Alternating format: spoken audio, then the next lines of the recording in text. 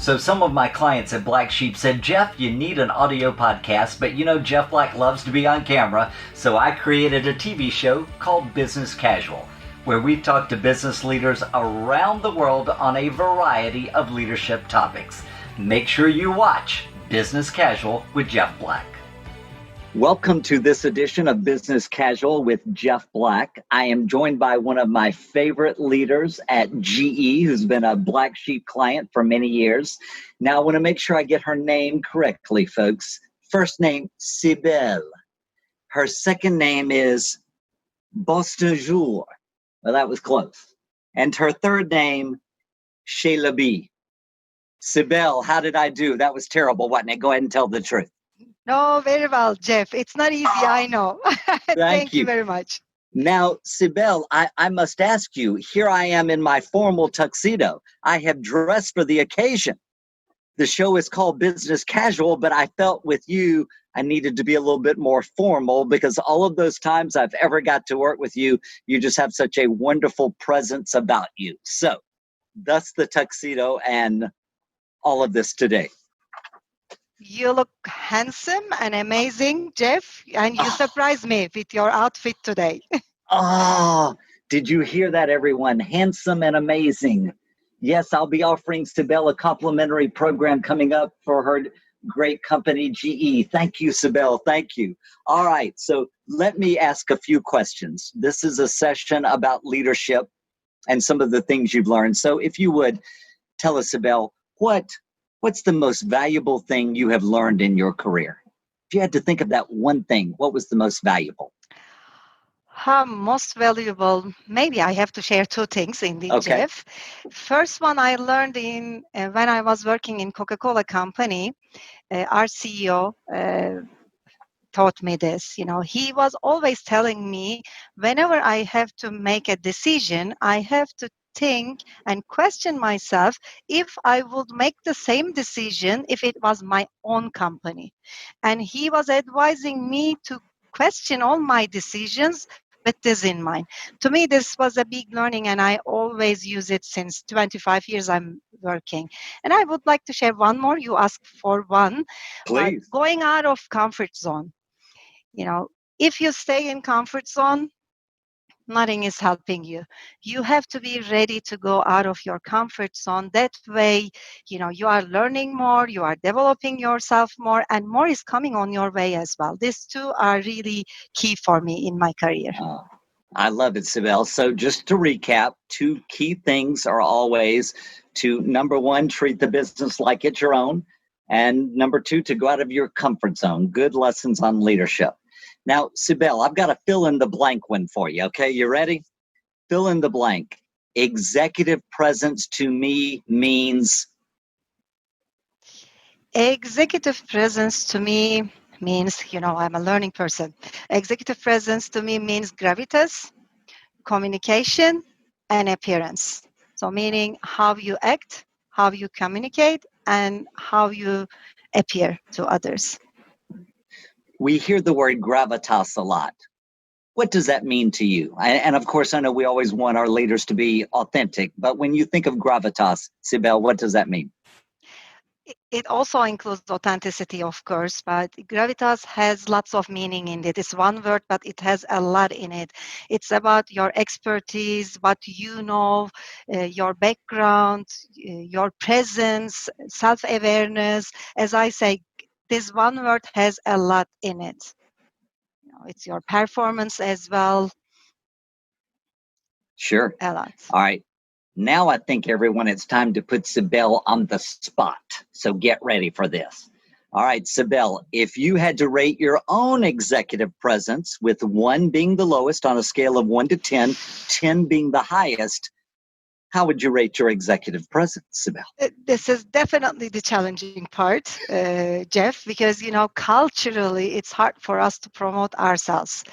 And when you ask me to rate myself, it's promoting me. I would say, I guess 8. I'm doing 8. 8. Yeah. Well, perhaps you're being a little too humble. I'll give you the extra 2 and move it to 10 because I've known you for many years through our work at GE, and you get a 10, Sibel. You just have the gravitas, you have that presence. And I think what's another key lesson around executive presence is slowing down, right? Just slowing ourselves down 10%. We're always in a rush. And when we slow down, when we breathe, when we pause before we answer a question, real confidence comes out, right? Real confidence comes out, which I think is great. All right, now let me ask a few questions about being a learning leader. What are some of the things you see, some of the new learning opportunities you see on the horizon? We're all certainly, our world has changed due to technology, due to the pandemic. But what are some of those learning opportunities you see ahead for leaders today, Sibel? This is not that easy to answer, to be honest, Jeff. Since long time, of course, we are discussing what is the future of learning. And blended learning was always on the table, meaning not only classroom sessions, but having online or virtual instructor-led sessions and leveraging technology to deliver trainings, always on discussion. What I see is one key trend that will shape the future of learning, and many other learning experts will say the same, is immersive learning. So it's about simulation-based learning, leveraging virtual reality as well. So this means leveraging artificial intelligence and technology in learning will set the tone in learning. Love it. You know, one of the things that we often talk about at our company is audience intelligence, right? That's the other AI. So we certainly have artificial intelligence, but how do we know our audience and what are we really doing to make sure we're delivering for them on that day? And really being more than informational, but being influential, because that's a key part of executive presence, right? Agree, cannot more agree. Yeah. Now, you know, Sibel, that I've had the opportunity to talk with your daughter. Do you have any idea what she might have said about you? Just go ahead, take a guess. Uh, we'll see, I guess. I don't know. Well, all I can tell you is what she had to say about you was all very good, and she deserves a big present. That's all I can say. It was all good. She had very nice things to say about you as a mother and as a leader, so very nice. Sibel, if you wanted to offer any tips to the different generations in the workplace, where this is a part of what we have from those of the millennials all the way to the baby boomers, in some case traditionalists, what would be your advice for just a couple of the different generations in the workplace? What would you say? Yeah, there are lots of discussions going around about generations. Yes. If you look at, I'm Generation X. But do I feel like Generation X when I read the definition of Generation X? I'm not. When I read Generation Y, I feel like I'm mix of all. I don't Right, feel like I'm Generation X. Why I'm telling this to you is that when I talk to some Generation Y people or millennials, they also say the same. They don't like to be labeled as Generation Y or millennials. Yes, right, there are some differences, but to me, this is all about diversity. So, and working with different generations is like working with different people from different religions, different ethnic backgrounds, different countries. So it's about respecting the diversity because, yes, every generation has something to offer. And being aware of these differences and valuing these differences and making use of these differences to me is the most important thing. Instead of saying Generation Y people are not staying, they are not committed, we have to be mindful. No, let's not label people. Let's see the diversity. And to me, empathy is really critical in this. If we can empathize each other, this means, this is also in line with diversity, then it will not be that difficult to work together. But as we continue labeling people, I believe we are making it more difficult for different generations to work together. It's like females and males working together. It's not any different, right, or different ethnicities. This is how I'm looking at it. right. And really, diversity and inclusion of everyone more important than ever. Yeah. And we see that, and that's such a great quality of good leadership. So very well said. We're now about to get to the real details on Sibel, our great learning leader from GE, because you see, I've got a special guest joining us now on Business Casual. It's her daughter, Doa Celebi. I'm getting better on the name, folks. Just stick with me. So, Doa, we want to thank you very much for joining us today. And I want to thank you for having me here. It's a great pleasure to be with you. Now, Doa, we got to know, what was it like? Your mother is a very strong, confident leader at GE. She's well known throughout the entire company. Now let's get to the truth. What's she like as a mother? We want to hear. I'm all ears. As a mother, I can tell that she's different than the other mothers for me. Okay. Because when I'm with her, I don't feel like I'm with my mom all the time. I feel like I'm with my friend. And I think that's what makes our mother-daughter relationship unique, different than the other ones. Because when we go out with my mom, we can share our memories together, and I think that's what makes it special. Well said. Thank you. All right. Now, see, she was so good. Doa, tell me this if you would. Tell me about a childhood you remember with your mom. What was a trip perhaps you took, or just a special memory that you have with you and with Sibel? A special memory, it can be this year at February, we went to Dubai together, and she had she had a meeting over there. It was a RISE program, they call like that. And I participated that program with her, and she was leading it. It was special for me because, yeah, I know that my mother is a strong leader, but seeing her in front of all these people, I feel like I feel so proud of her. I was aware of the fact that yes, she is a good leader, but I say to myself that I'm so lucky to have her. Wow.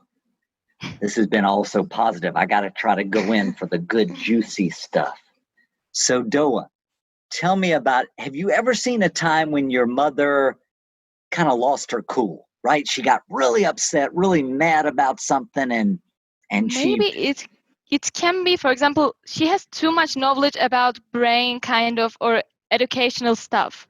I knew I would get something. I just had to get there. Yes, go ahead. I'm sorry. And she always tries to teach me something about these things. I like it, but sometimes it's too much. But I know that every kind of these things will give me a lot of different things, a lot of different places. And I will use them at different spots. So it's good, I think. Yes, it is good. It is good. What, if you could say something to your mom, because she will be watching our show, what would be that message you would have for your mother, Doa? I think I don't have a message to tell her. She's doing her job well, doing her job in family too. She's doing well, so. I think that's a pretty good message. Yeah. Now, Doa, I believe that a few years ago, June 2018, Paris, France, a restaurant, to be exact, that you had a chance to meet Jeff Black. Is that correct? Yes. Yeah, correct. So what was your first impression of me? Go ahead, lay it on the line. We're together with a bunch of GE leaders. Your mom is there. We're having dinner in Paris. What was your first impression of me? Go ahead. Be honest. No, you were so sweet. Like talking with you was so fun. And then there are a lot of different other people, and talking with all of you, it has been a big pleasure. So we had a great time that night, and I so enjoyed talking with you. You project yourself much like your mom with great confidence and authenticity, and another important quality, kindness. And so being kind is also one of those great qualities that you have as well as your mom. And that's certainly important in the world we live in today. Thank you very much, Doa. I appreciate what you had to say. Sibel, if you would tell us about a charity that is important to you. We talk about giving back to our communities, the value of being a leader who has a philanthropic sense about them, how important that is in leadership today. But tell us, if you would, about a charity that's important to you. Yes, there is one, indeed two, but I will name one of them. It's Turkish charity. The name will be difficult for many. It's Darul Shafaka. Darul Shafaka is a charity founded back in 1860 something during Ottoman Empire times, with the aim of helping fatherless children to help have education, quality education, so that to helping children in need to have education. So to me, this is so close to my heart as a learning leader and as a mother, a charity that is helping children in need and orphans to have good quality education, because I believe education is key in everyone's life, and in even in societies and nations success and peace, education is the key. So that's why this charity is, for me, is really doing a great job. Well, we are providing some information about Sibel's charity, and we have a website for you on the screen, and that will help you with the information you need so that you can support it. And Business Casual with Jeff Black is making that contribution to get this started, because Sibel, we want to make sure that people hear from you and know that is a part of you and a part of your heart. That's very important. Thank you, Jeff. You are so kind, and what you are doing is really great. Well, listen, we thank you. So, Sibel, as we begin, it's kind of sad for me. I just love talking to her, and now we got to talk about a wrap. But as we talk about wrapping up our time together, Sibel, what's that last lesson, that last encouraging word you would have for our viewers about being a good leader in these uncertain and chaotic times? What would you share with everyone? There is a saying that I love a lot. People follow leaders' footsteps. So this is so important for all of us to remember and keep in the back of our mind. So whatever we do speaks more than what we say. So that's why everything that we do, everything that we say, we have to be really mindful and thoughtful about. People are following our footsteps. And with this, especially during these challenging times, how we act, what if we are positive or what if we are pessimistic, has a big impact on our people. So if they see us really having a positive outlook towards what is happening, and if we are present, connecting with them and talking to them openly about things, yes, we may not know everything, especially during challenging times, during uncertainty we are also going through. Being open with this and being vulnerable about this even helps a lot. So I will say, just be vulnerable, open to your people, and stay positive, and show that you are being positive. This will help your teams, your direct reports, more than anything, I would say. Well said. And how a show begins has much to do with how it ends. So let's try one more time, Sibel, to see if I can get your name correctly, since I don't think I did it so well at the opening of our show. We have been joined by our great learning leader from GE, Sibel Celebi. How was that? Very well. Very good. All right. Always very important you pronounce people's names correctly. And Sibel, thank you so much. You are near and dear to me. I've enjoyed all my work with you over the years. And I thank you so much for joining us today. And thank all of you for joining us for this edition of Business Casual with Jeff Black.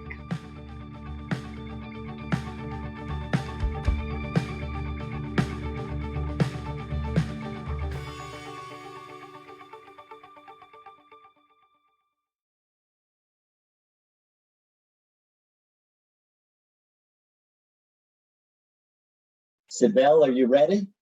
Yes, I'm looking Okay, forward to you should see be you. very afraid. It's now time for our section on Fashion Week or Fashion Week. So what could it be, everyone? So what could Jeff Black be wearing? Oh, He's wearing, wow. This Do you know is what this from is? one of the countries in my region, right? Which one? So this is from India. Yes, And I I would say often so. get to Pakistan speak in or India. And so when I do, I like to be thoughtful of one's country and one's heritage. So this is the formal Indian outfit for a man, often seen at a wedding. And it could be called a kurta or a shawani. I hope I've said that correctly. But now let's talk here if we could, because here's the hard part of this outfit for me. Can you see these shoes? Wearing these shoes are killer on my feet, Sibel. I don't know what the plan is going to be going forward when I go back to India, but this is hard. So when you think about clothing, what comes to mind as we think about today we're in such of this business casual environment, and the lines get very blurred, right? Today I've been formal with you, the tuxedo, now this. Of course, that all changes. But what are your thoughts? I'm into dressing up and clothing, it's important. Maybe I have to share with you. I'm a Leo as a zodiac sign. My sign is Leo. And of course, I don't believe in signs defining everything, but Right, I kind of believe that there are some similarities. Like Leos generally love to dress up, and we like shining things, clothing, and dressing up. And I'm like this. I like, and my hairs are important as well. I'm a Leo, and it has to be always good looking. So, and what I believe, back to our executive presence discussion, one pillar of executive presence is about appearance. Some people are challenging this, that, oh, this in this era, it's not important what you wear. I don't agree with this. And I say, when you go to a wedding party, are you wearing a swimsuit? Or when right, you go to a seaside, are you wearing a tuxedo? No, right? We are dressing up based on the occasion. And it's so important how we dress up based on the occasion. It's part of our appearance and it's part of our executive presence. right. So to me, it's important. Yeah, And so I'm being intentional and mindful how I dress up and how I look. But most important for me is to see myself in the mirror good. So I'm right, dressing up for myself first of all, Paul. right. Selfish. Because when you feel good about yourself, I think this natural confidence comes out, right? And I agree with you completely. We tell our clients all the time, plus one. Think about what that audience is and be plus one, because it's always better to be slightly over, not plus five, right? But plus one is a good rule of thumb because it's such an important part of your first impressions. And that's critical today. Well, thank you so much for your thoughts about what we should wear and just some tips for our viewers, because it is important when we think about executive presence, those first impressions make all the difference in the world. And wearing these shoes are just killer.